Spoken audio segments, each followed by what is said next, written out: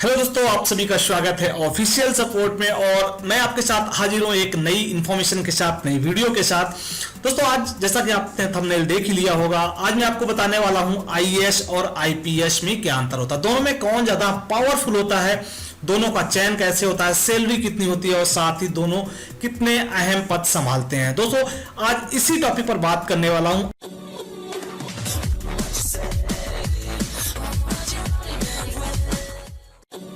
जैसा कि हम सभी लोग जानते हैं कि आईएएस और आईपीएस टॉप लेवल के अधिकारी होते हैं और दोनों का ही चयन यूपीएससी के थ्रू होता है। दोनों ही महत्वपूर्ण पद संभालते हैं और एक दूसरे का सपोर्ट करते हैं, या ये कह सकते हैं कि एक दूसरे के पूरक होते हैं। दोनों ही भारतीय समाज के लिए आवश्यक हैं। आईएएस और आईपीएस दोनों ही अखिल भारतीय सेवाओं में अग्रणी होते हैं। जहां पर आईएएस उम्मीदवारों की पहली पसंद होती है, वहीं पर आईपीएस सेकंड नंबर पर आता है। दोनों ही जिले की इंपॉर्टेंट पद संभालते हैं। जहां पर एक डीएम होता है, वहीं पर दूसरा एसएसपी होता है और इन दोनों के ही कॉपरेशन से एक डिस्ट्रिक्ट चलता है, एक डिस्ट्रिक्ट आगे बढ़ता है। दोस्तों अब मैं वन बाय वन बात करूंगा। सबसे पहले बात करते हैं, नंबर 1 पर आता है रिक्रूटमेंट। दोनों का ही रिक्रूटमेंट यूपीएससी के थ्रू होता है, जिसमें इनको प्री, मेंस और इसके साथ इंटरव्यू की परीक्षा से गुजरना पड़ता है, इसको पास करना पड़ता है और जो टॉप रैंक प्राप्त करते हैं वो आईएएस बनते हैं और उसके बाद आईपीएस का चयन होता है। दोस्तों इसमें खास बात है कि आईएएस बनने के बाद आप दोबारा आईएएस के लिए एग्जाम नहीं दे सकते हैं, जबकि एक आईपीएस क्वालिफाई करने के बाद आईएएस का एग्जाम लिख सकता है। नंबर 2 पर बात करते हैं ट्रेनिंग। आईएएस और आईपीएस की शुरुआती ट्रेनिंग 3 महीनों की होती है, जिसे फाउंडेशन कोर्स कहा जाता है, जिसमें आईएएस की training Lal Bahadur Shastri national administrative academy Mussoorie Uttarakhand में होती है। वहीं पर आईपीएस की ट्रेनिंग सरदार वल्लभ भाई Patel national police academy Hyderabad में होती है। आईएएस ट्रेनिंग में टॉप करने वाले कैंडिडेट्स को मेडल्स और आईपीएस में टॉप करने वाले कैंडिडेट्स को स्वॉर्ड ऑफ ऑनर दिया जाता है। इसके बाद बात करते हैं नंबर 3 पर यूनिफॉर्म की, जहां पर आईएएस की कोई खास अलग से कोई ड्रेस नहीं होती है, बस एक ड्रेस कोड जरूर होता है और उनको फॉर्मल ड्रेस पहननी पड़ती है। वहीं पर आईपीएस की एक अलग यूनिफॉर्म होती है, कंधों पर स्टार लगे होते हैं। जैसे जैसे प्रमोशन होता जाता है वैसे उनकी ड्रेस भी बदलती जाती है। नंबर 4 पर बात करते हैं सैलरी, जहां पर एक आईएएस की सैलरी 56,100 से शुरू होकर 2,50,000 तक हो सकती है। यह सीनियरिटी के आधार पर अलग अलग भी हो सकती है। वहीं पर एक आईपीएस की सैलरी भी 56,100 से शुरू होकर 2,25,000 तक हो सकती है। दोस्तों इसके बाद बात करते हैं नंबर 5 पर पावर और रिस्पॉन्सिबिलिटी। जैसा कि आप सभी को पता है, आईएएस और आईपीएस दोनों ही सेवाओं का बहुत ही ब्रॉड प्रोफाइल होता है।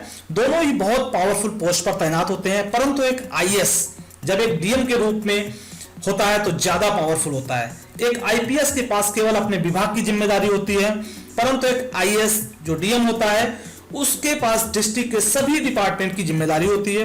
डीएम के रूप में एक आईएएस अधिकारी पुलिस विभाग के साथ साथ अन्य विभागों का भी मुखिया होता है। डिस्ट्रिक्ट की पुलिस व्यवस्था की जिम्मेदारी भी डीएम के पास ही होती है।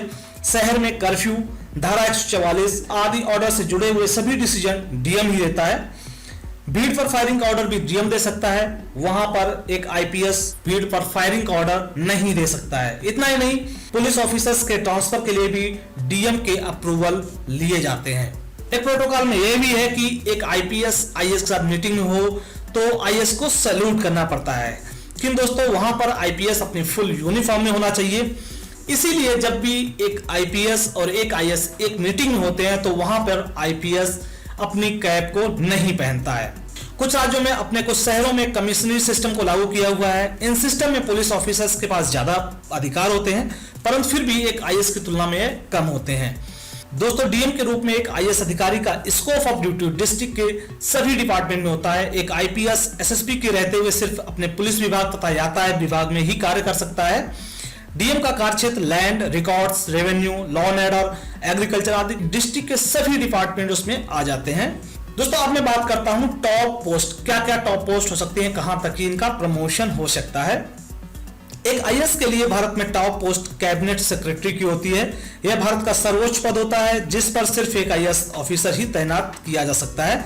स्टेट में भी टॉप पोस्ट चीफ सेक्रेटरी की होती है, जो कि एक आईएएस ऑफिसर होता है। यहां तक कि होम सेक्रेटरी के पद पर भी एक आईएएस ऑफिसर को ही तैनात किया जाता है। आईपीएस अपने राज्य का डायरेक्टर जनरल ऑफ पुलिस बन सकता है।